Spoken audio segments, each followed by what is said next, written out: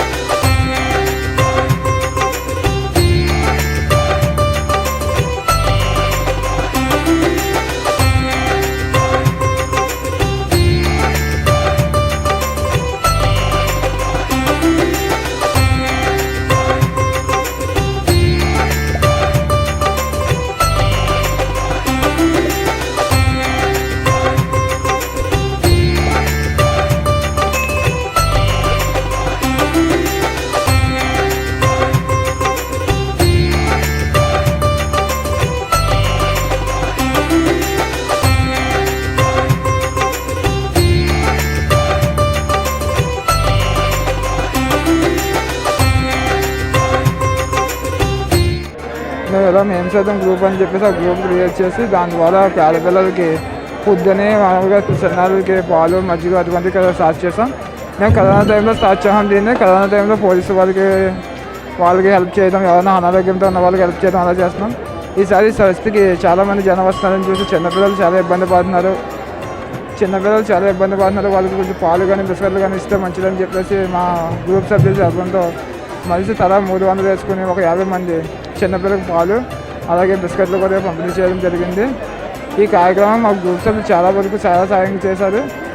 అలాగే ఈ కార్యక్రమం చాలా విజయవంతం కూడా అయిందని అనుకున్నాం. ఇది మేము సరే టీం అందరూ చేసిన కృషి వల్ల, వాళ్ళు ఇచ్చిన సపోర్ట్ వల్ల ఇది మొత్తం సాధ్యమైంది. Thank you so much.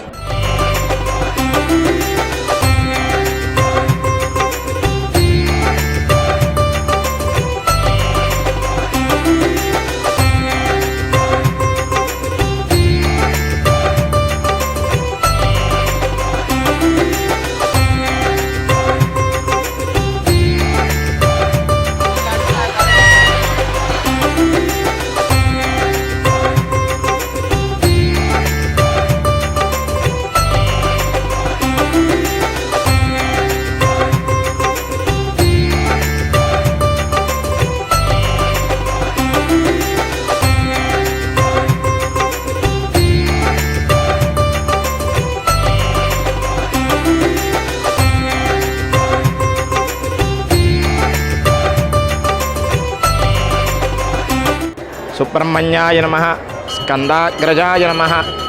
మన ఆలివేల మల్లవర గ్రామంలో వేంచేసి ఉన్న శ్రీ వల్లీ దేవసేన సమేత సుబ్రహ్మణ్యేశ్వర స్వామి వారికి ప్రాతకాలంలోనే అనగా 3 గంటల నుండి విశేషార్చనలు మన వేద పండితులు చేసి ఉన్నారు.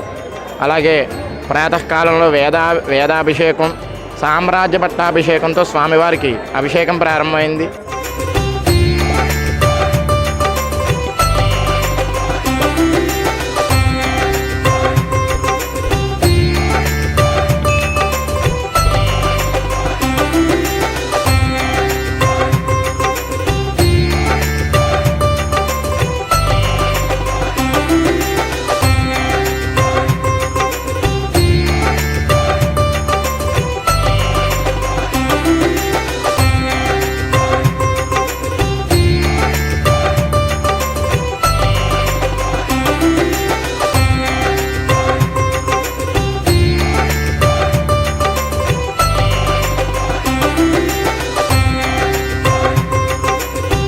నా పేరు వచ్చి పీకే రావణబాబు, మాది పెరమలపురం పంచాయతీ లక్ష్మణపేట గ్రామం.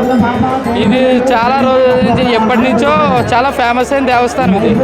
ఇది ఆలవెల్లి సుబ్రహ్మణ్య స్వామి అంటే చాలా పాపులర్ దేవస్థానం. ఎప్పుడో పూర్వం నుంచి ఉంటుంది. ఇక్కడ కార్తీక మాసం వచ్చే దగ్గర నుంచి భక్తుల రద్దీ ఎప్పటికప్పుడు ఫుల్ రద్దీగా ఉంటుంది. ఇక్కడికి వచ్చిన వాళ్ళు కూడా అందరికీ సౌకర్యాలు కూడా బాగా చూస్తున్నారు. ఇక్కడ ఉన్న కమిటీ వాళ్ళు కానీ ఎవరినైనా సరే కానీ పట్టించుకోవడం బాగా చేస్తున్నారు. ఇక్కడికి వచ్చినందుకు చాలా ఆనందంగా ఉంది. ఇక్కడ చాలా హ్యాపీగా ఉంది. ఇక్కడ ఉన్న ప్రజలు కూడా చాలా రద్దీగా ఉంటున్నారు అన్నమాట.